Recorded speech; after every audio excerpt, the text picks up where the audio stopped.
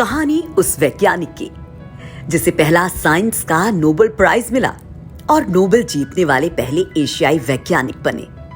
कहानी उस वैज्ञानिक की जिसने भारत में एटॉमिक साइंस के जनक और इसरो के फाउंडर को पढ़ाया। कहानी उस वैज्ञानिक की जिसके रिसर्च के आधार पर बम डिटेक्टर प्रणाली बनी। इतना ही नहीं, देश में जब पहली बार भारत रत्न दिया गया उस लिस्ट में भी इस वैज्ञानिक का नाम था। हम बात कर रहे हैं डॉक्टर चंद्रशेखर वेंकट रमन यानी सीवी रमन की। आइए द कैप की खास सीरीज में आपको बताते हैं डॉक्टर सीवी रमन की खास बातें। 1928 में रोशनी को बिखेरने के प्रोसेस रमन इफेक्ट की खोज की थी।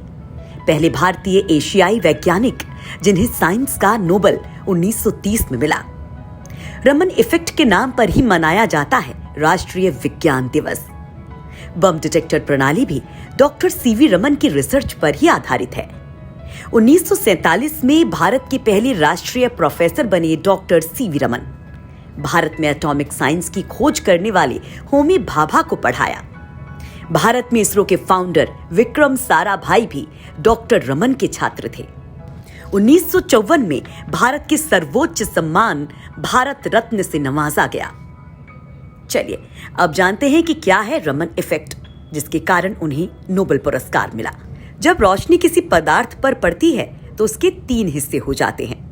पहली रोशनी पदार्थ के पार चली जाती है, दूसरी रोशनी पदार्थ में समा जाती है और तीसरी पदार्थ से टकराकर वापस चली जाती है।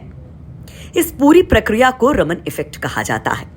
इसका सीधा सा उदाहरण है इंद्रधनुष, क्योंकि जब बारिश की छोटी छोटी बूंदों पर सूरज की रोशनी पड़ती है तो कुछ रोशनी बूंदों के पार चली जाती है, कुछ उसमें समा जाती है और कुछ वापस लौट जाती है, जिससे इंद्रधनुष बनता है।